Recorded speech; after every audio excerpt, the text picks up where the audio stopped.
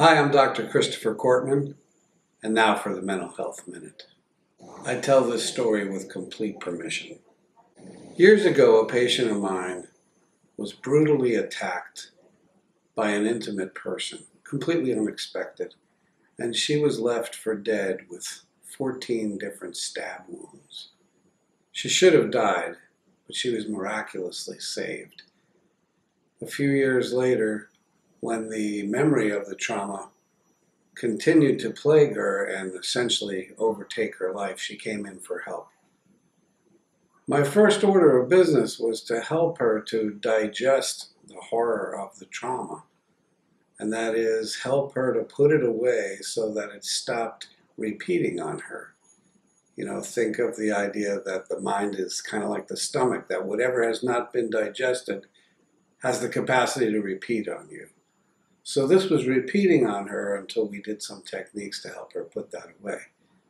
But then there was another aspect to this that was vitally important, and that is, what do I do with the suffering? You don't have to be alive for very long to know that this life contains a lot of frustration, a lot of difficulty, a lot of loss, and a lot of human suffering. So philosophers have written about suffering and the meaning of suffering from the beginning of time. We have people like Viktor Frankl, who found meaning in his suffering in the concentration camps in Europe.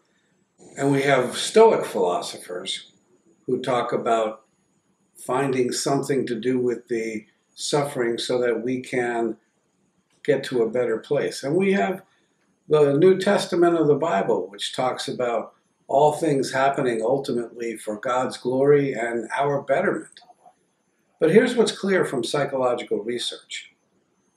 When we don't believe that our lives carry any kind of meaning, or that there's no meaning for our suffering or nothing we can do with it, we don't do as well. Psychologically, we need to believe that there was purpose, that our lives have purpose, that we can take something that seemed senseless at the time and do better things with it. Oh, and the lady that I told you about, she found a way to get into the schools and share her story to help empower little girls and give them skills and give them hope for all the suffering that they may have to go through at some point.